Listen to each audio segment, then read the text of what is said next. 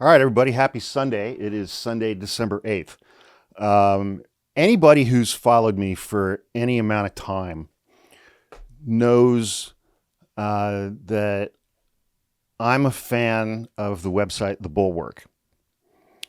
My politics are very far on the left, and The Bulwark is staffed and run by a bunch of what we call never Trump Republicans.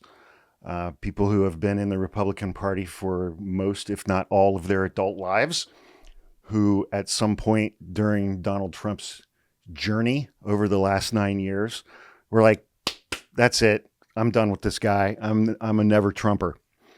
And remember that J.D. Vance, I'm a never Trump guy. I'm a never Trump guy. I mean, back in 2016, he fucking slammed Donald Trump over and over again and said, I'm a never Trump guy. I'm a never Trumper. Now he's going to be his vice president. Several things that I appreciate about the Bulwark is the writing. The writing is always very, very good.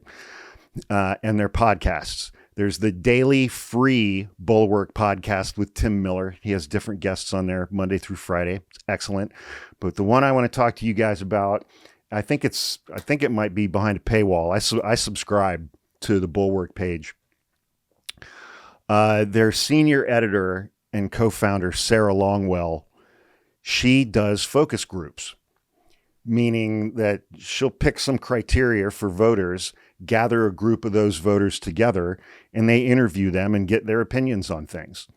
And that she puts out a weekly podcast of focus groups that's called, shockingly, The Focus Group.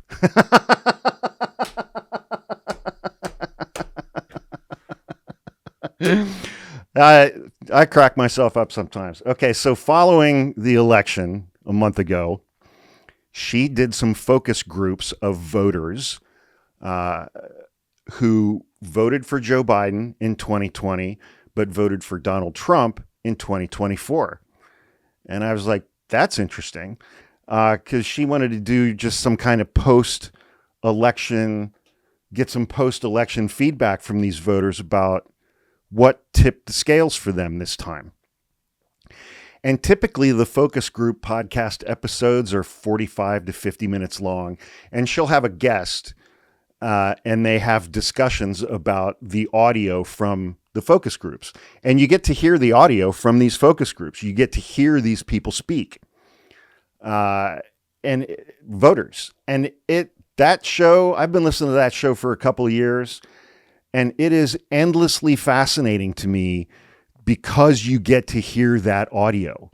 You get to hear voters that have different perspectives than I do. And you get to hear them speak. And typically it is equal parts fascinating and absolutely horrifying. But typically these episodes are 45 minutes long. And these focus groups ended up being split into 2 episodes, each one of which is an hour and 20 minutes long. The first one aired last Saturday, which would have been December 1st. And the second one was published yesterday, December 7th. Or I guess last weekend would have been November 30th.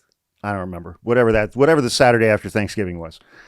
And her guest last week was a guy named Asted Herndon, Astead. He's a podcast host and journalist, I think, for the New York Times. He's a black guy, and he brought some really unique perspectives to the audio from the focus group participants. And it was fascinating listening to these people talk and hear his analysis and Sarah Longwell's analysis of what these people were discussing.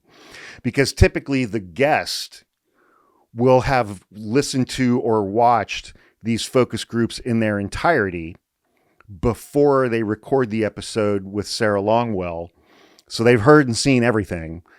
And then she plays like selected snippets during her show, and they react and have further discussions. And he's one of the best, Asted Herndon, Herndon. He's one of the best guests that she's had on that show in months and months and months and months and months. His understanding of the electorate, based on, his reporting and his experience out in communities across the United States, was absolutely fascinating to me to listen to. Just incredibly interesting. And on yesterday's episode, I listened to most of it this morning, and today's Sunday, December 8th. Her guest on this week's episode is her coworker, JVL, Jonathan V. Last. He's a senior writer for the Bulwark. He's as close to a spirit animal as I have. He is a pessimist. He is a curmudgeon. He's cranky. He thinks he's right about everything. And he's also an incredibly good writer. And he does a daily newsletter for the Bulwark that I greatly enjoy reading every morning. And the fascinating thing about JVL, they started out this morning's episode, and she was like, "All right, JVL, what's your overall view from 30,000 feet," kind of thing. And he launched into a tirade. He was like, "These voters are unserious people. They are unserious. They are uninformed. They are not curious.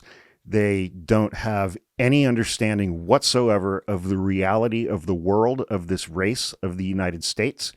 I mean, he wasn't trying to be insulting. It was based on the things that they were saying in these focus groups. And he was like, no wonder Democrats couldn't convince these voters to do anything during this election. Because it's like, how do you convince someone to do something if they are just uninformed and completely detached from reality? How do you have a discussion with someone who lives in another fucking universe about something that's actually factually happening right here? And I thought that was a very astute observation on his part. And he gave two examples. There was one guy who voted for Hillary Clinton in 2016. He voted for Joe Biden in 2020, and he voted for Donald Trump in 2024. And he told the story of how he owns a mansion on Martha's Vineyard. And one year, probably 10 years ago, if not longer, he and his family went on vacation for 2 weeks. And so he checked with a local realtor and said, "Hey, I'd like to rent out my house for the 2 weeks that we're gone." And the realtor was like, "Yep, I've got somebody right here who's interested to rent your house. She's currently the Attorney General of the state of California. Her name's Kamala Harris. And she said that it will be just her and her sister staying at your home, just two people." And he said, "Well, let me tell you, when I got home, there were 3 beds that had been slept in, not just 2. And there was also a keychain missing. There was a $3 keychain missing. And they didn't take the garbage out properly. So, that's when I soured on Kamala Harris." So this dickhead, who's already in the 1%, he owns a mansion on Martha's Vineyard, which is some of the most expensive real estate and exclusive real estate in the entire United States, based on something that happened 10 to 12 years ago when Kamala Harris slept in a bed she shouldn't have, is why this chud voted for Donald Trump. So we have that. Wow. Then JVL highlighted another participant who, again, voted for Hillary Clinton in 2016, voted for Joe Biden in 2020, but then voted for Donald Trump in 2024. This woman is Latina and has a trans daughter. And she went on at great length about nothing's going to happen to her trans daughter in a second Trump administration. Her daughter will be completely fine. And again, she's also Latina. and has family members in this country who are undocumented. What do you do with that? She enthusiastically voted for Donald Trump in 2024.